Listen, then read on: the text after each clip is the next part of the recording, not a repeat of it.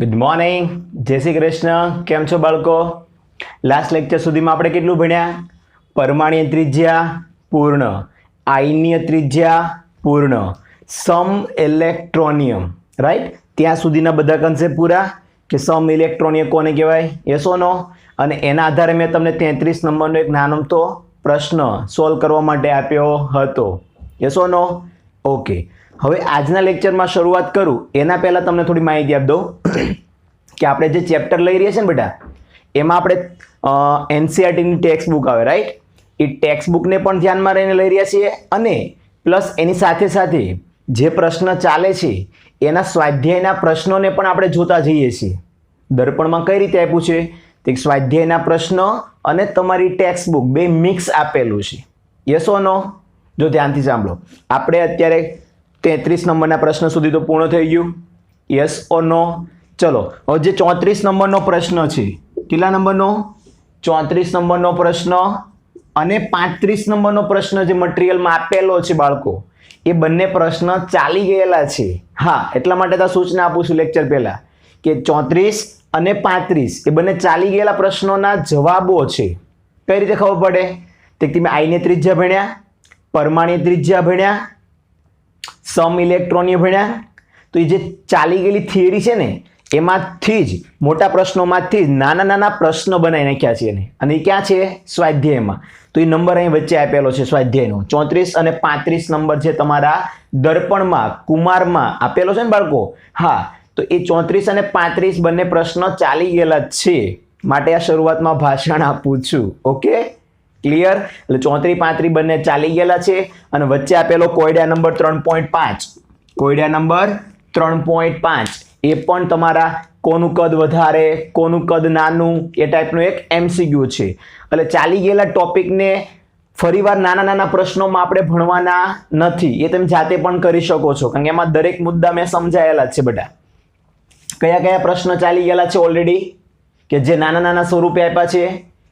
34 35 અને કોયડા number 3.5, yes or no?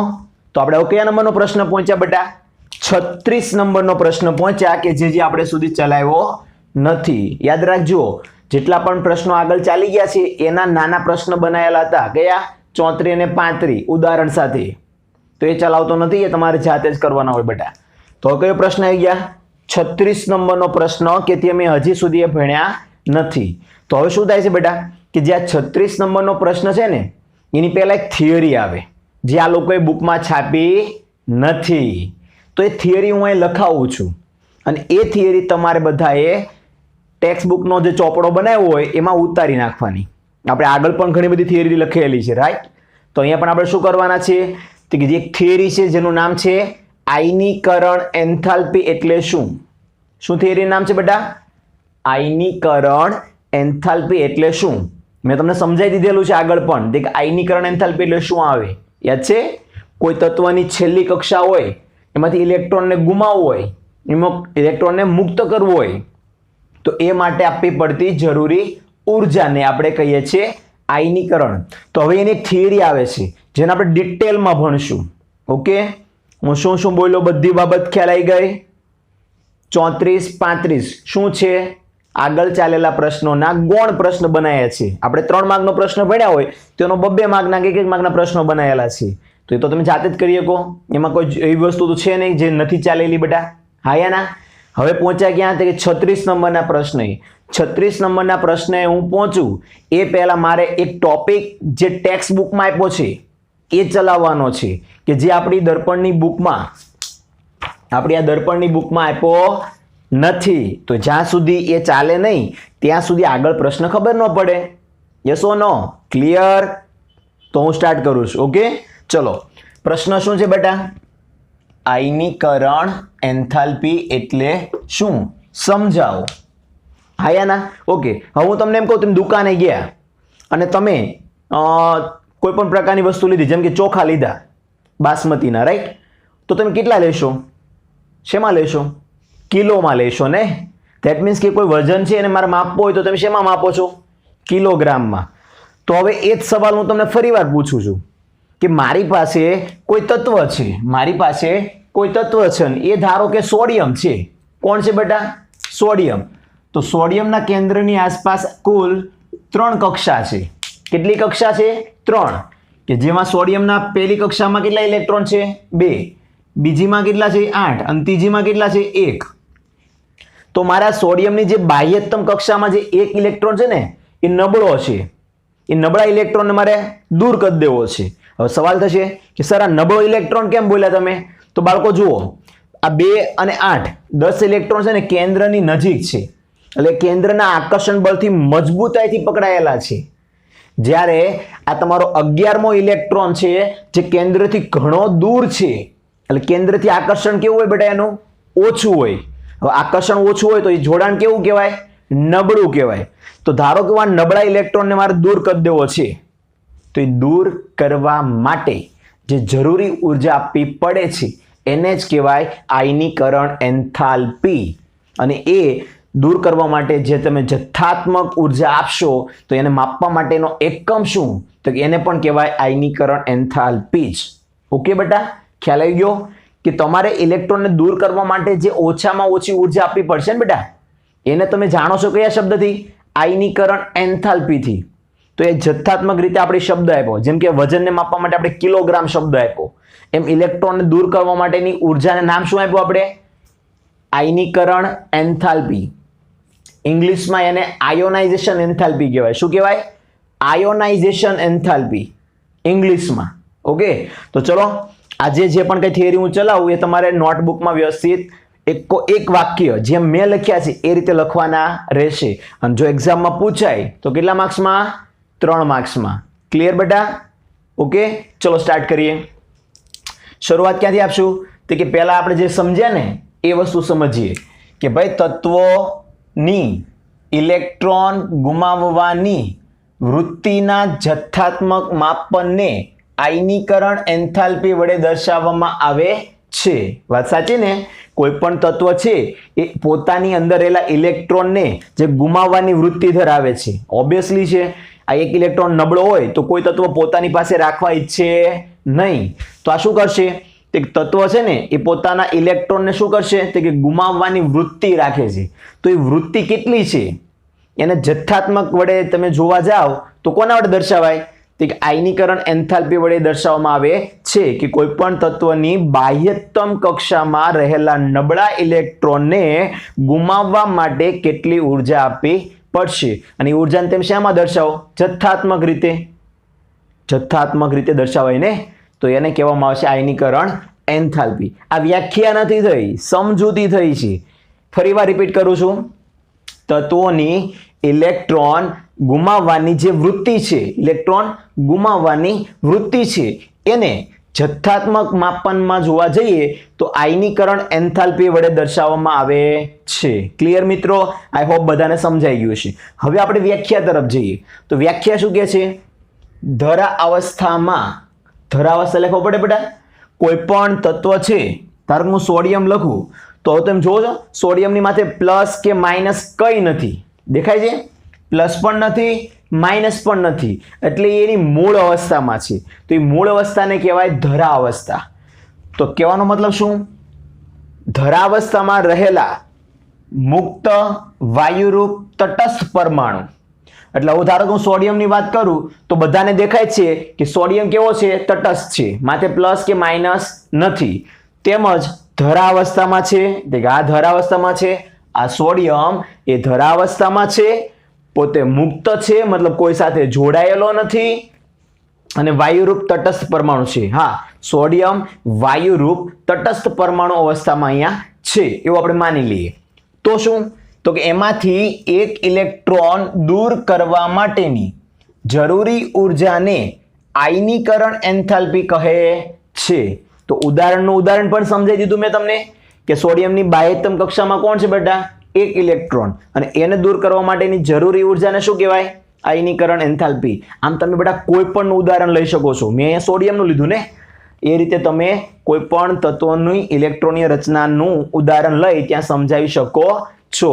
I hope બધાને સમજાઈ ગયું છે કે આયનીકરણ એન્થાલ્પી કોને કહેવાય. તો વચ્ચેની માહિતી હું હટાવી દઉં છું જે આપણા કઈ કામની નથી હવે, કારણ કે સમજી ગયા ને બેટા?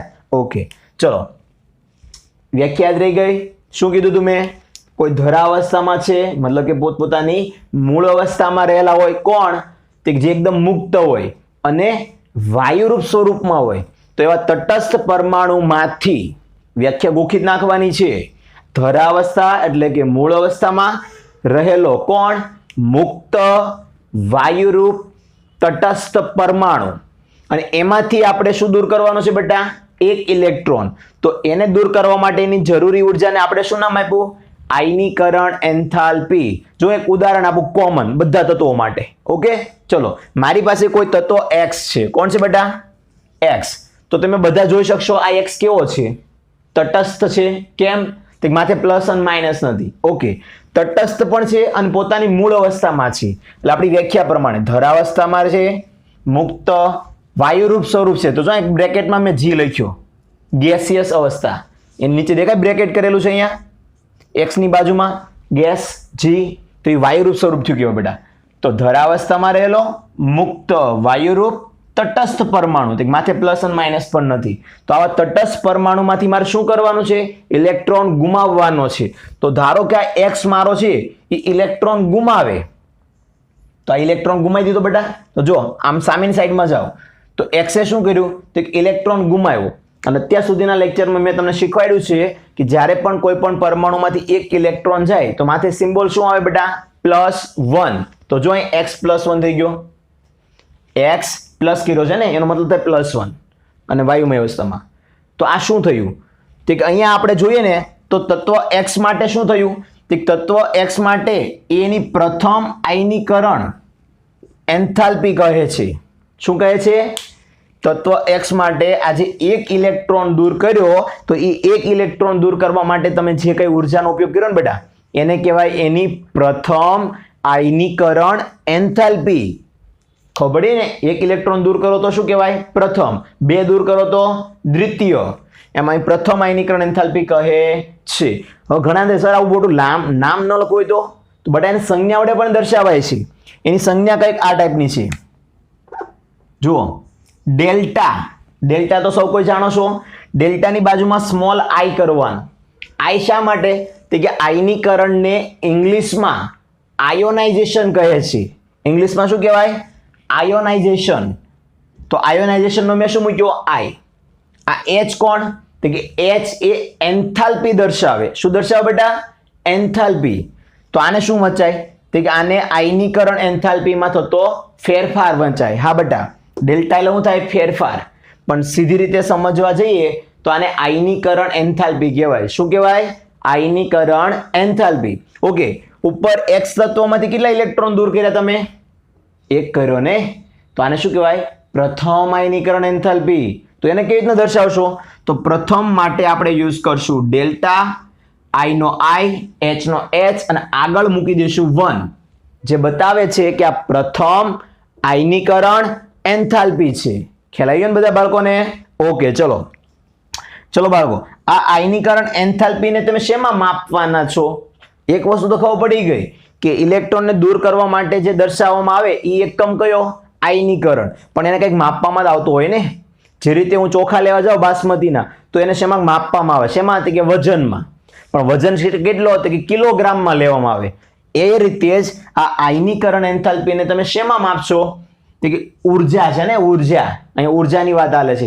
ઉર્જા હંમેશા શેમાં હોય, કિલો જૂલમાં હોય બેટા. Kilo joule into mall inverse. Chapter number 1 તમે ભણી રહ્યા છો એટલે તમને ખ્યાલ જ હશે કે મોલનો મતલબ શું થાય, એક મોલ, રાઈટ. તો અહીંયા મોલ ઇનવર્સ છે. મોલ ઇનવર્સનો મતલબ શું થાય, તે કે એક મોલ હોય ત્યારે કેટલી કિલો જૂલ છે એ થયો. આયનીકરણ એન્થાલ્પી એનો એકમ છે kilo joule into mall inverse. આટલું યાદ રાખો. ઓકે, પછી એનું અર્થઘટન હું તમને દાખલાઓમાં ગણાવરાઈશ કે શું કહેવા માંગે છે. આવડશે બધાને? કેટલું જોયું આપણે? સૌપ્રથમ આયનીકરણ એન્થાલ્પી ક્યાં વપરાય છે, ત્યારબાદ એની વ્યાખ્યા અને એક એનું ઉદાહરણ. અને ઉદાહરણ આપણે કોનું આપ્યું, હજી પ્રથમ આયનીકરણ એન્થાલ્પીનું આપ્યું બાળકો. અને પ્રથમ આયનીકરણ એન્થાલ્પી કે દ્વિતીય આયનીકરણ એન્થાલ્પી કે જે પણ હશે એને શેમાં માપવામાં આવે, કિલો જૂલ ઇન્ટુ મોલ ઇનવર્સમાં દર્શાવવાનો. ઓકે, ચલો હવે તમે નોટિસ કર્યું છે તો એ જ રીતે, મતલબ કે આ જ રીતે આ જે તત્વ છે એમાંથી મેં એક ઇલેક્ટ્રોન ગુમાવી નાખ્યો, રાઈટ? હવે ધારો કે એમાંથી મારે બીજો સૌથી નબળો ઇલેક્ટ્રોન દૂર કરવો હોય તો એ કરવા માટેની જરૂરી ઉર્જાને કહેવાય દ્વિતીય આયનીકરણ એન્થાલ્પી. પ્રથમ દૂર કર્યો તો પ્રથમ આયનીકરણ એન્થાલ્પી તરીકે ઓળખાણો. પણ હવે એ તત્વમાંથી હજી એક મારે ઇલેક્ટ્રોન દૂર કરવો છે. કોનામાંથી? તો x માંથી બની ગયો હવે x પ્લસ. તો આ x પ્લસ જે છે ને એમાંથી મારે હજી એક ઇલેક્ટ્રોન દૂર કરવો છે, તો એ બીજો થયો. તો એ બીજો દૂર કરવા માટે જે જરૂરી ઉર્જા છે એને કહેવાય દ્વિતીય આયનીકરણ એન્થાલ્પી. ખ્યાલ આવી ગયો બેટા? તો જો અહીં દૂર કર્યો છે ને કે આપણી પાસે અત્યારે x પ્લસ છે, એમાંથી હજી એક ઇલેક્ટ્રોન દૂર કરી કાઢીએ તો જે પહેલા +1 હતો એ હવે કેટલો થઈ જાય બેટા? +2. તો આનો મતલબ તો એમ જ થયો ને બેટા કે તમારે કોઈ પણ પરમાણુ કે આયનમાંથી જ્યારે પણ ઇલેક્ટ્રોન દૂર કરવો હોય ત્યારે ઉર્જા આપવી પડે છે. હા યા ના?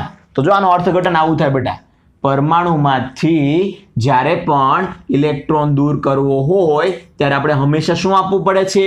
ઉર્જાની જરૂર પડે છે. મતલબ કે આપણે અહીંયા ઉર્જા આપીએ છીએ, લેતા નથી. ખબર પડી? આ પ્રક્રિયા દરમિયાન આપણે શું કરીએ છીએ? ઉર્જા આપીએ છીએ. આપીએ છીએ મતલબ ધન થઈ બેટા, પોઝિટિવ થઈ. લેતા હોય તો નેગેટિવ થાય. તો પ્રક્રિયાને આપણે ઉર્જા આપીએ છીએ તો એનો અર્થ એવો થયો કે આયનીકરણ એન્થાલ્પી નું મૂલ્ય હંમેશા ધન મળશે. હંમેશા કેવું મળશે બેટા? પોઝિટિવ મળશે તમને. જેમ કે 250 kilo joule, 10 kilo joule, 5 kilo joule, એમ ઉર્જા હંમેશા પોઝિટિવ મળશે તમને. અને આ પૂછાય MCQ માં કે આયનીકરણ એન્થાલ્પી નું મૂલ્ય હંમેશા કેવું હોય?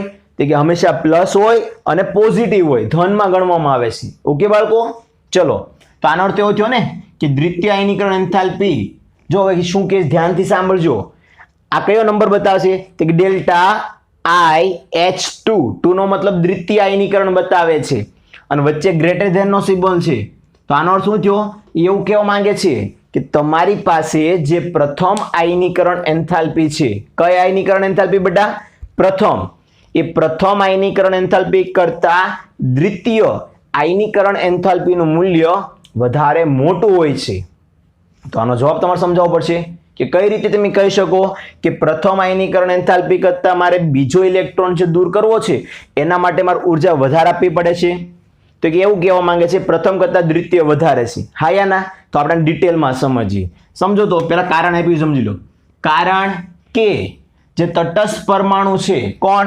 તો કે x, એ પરમાણુ કરતા ધન વીજભારિત આયનમાંથી, જો એ આ બેની કમ્પેરિઝન કરે છે કે તમે જે તટસ્થ પરમાણુ લીધો ને એની કરતા આ કયો આયન છે? ધન વીજભારિત પરમાણુ છે. તો ઈ પરમાણુના આયનમાંથી ઇલેક્ટ્રોન દૂર કરવો વધારે મુશ્કેલ છે. હવે કહેવાનો મતલબ હું એવું કહેવા માંગે છે કે તમારી પાસે જે તટસ્થ પરમાણુ કયો હતો બેટા? x. એની કમ્પેરમાં x પ્લસ માંથી ઇલેક્ટ્રોન કાઢવો વધારે મુશ્કેલ છે. તો આને જવાબમાં જ લખ્યું કે આવું કેમ થાય છે. તો હું તમને અહીંયા સમજાવીશ હતો ને બેટા કે આવું કેમ થાય છે. થિયરી માટે તમારે એટલું જ લખવાનું છે. એટલું આઈ થિંક તમે સાથે સાથે નોટ કરી લીધું છે. હા યા ના બાળકો? ન કર્યું હોય તો પાછા જઈને નોટ કરી લેજો, કારણ કે હું સાઈડના બોર્ડનો ઉપયોગ કરવાનો છું આ કારણ સમજાવવા માટે. જે તમારે લખવા નથી, ખાલી સમજવાનું છે. દરેક બાળકને ખબર પડે છે ને બેટા હું શું સમજાવું છું. ટોપિક બહુ ઇન્ટરેસ્ટિંગ છે અને એના આધારે તમે જીનીટના MCQ સોલ્વ કરી શકશો બેટા. ચલો એક ઉદાહરણ લઈને સમજાવું કે ધારો કે હું સોડિયમની વાત કરતો હોય તો સોડિયમમાંથી એક ઇલેક્ટ્રોન દૂર થાય તો કેવો બને? સોડિયમ પ્લસ અને એક ઇલેક્ટ્રોન. સોડિયમની ઇલેક્ટ્રોનની રચના કેવી બને? તો કેન્દ્ર હોય, કેન્દ્રની આસપાસ કુલ 3 કક્ષા આવે, જેમાં પહેલી કક્ષામાં બધા જાણીએ છીએ 2 સમય, પછી 8 સમય. સોડિયમનો પરમાણુ ક્રમાંક કેટલો? 11. તો 10 તો પૂરા થઈ ગયા. તો 11મો ક્યાં જશે? ત્રીજી કક્ષામાંથી. તો જ્યારે આપણે પ્રથમ આયનીકરણ એન્થાલ્પી આપી ત્યારે આ ઇલેક્ટ્રોન જતો રહેશે બેટા. એ સૌ કોઈ જાણીએ છીએ આપણે. હવે આ જેવો ઇલેક્ટ્રોન દૂર કર્યો ત્યારે ફાયદો શું થયો ખબર બેટા? કે જે આપણી પ્રથમ આયનીકરણ એન્થાલ્પી હતી ને એ આપણે ખૂબ ઓછી આપવી પડી. હવે કોઈ સમજશે? જો એટલું તો હું જાણું છું કે તમે 10મામાંથી સાયન્સમાં આવ્યો છો તમારું માઇન્ડ તો થોડુંક તો ચાલતું હોય બેટા.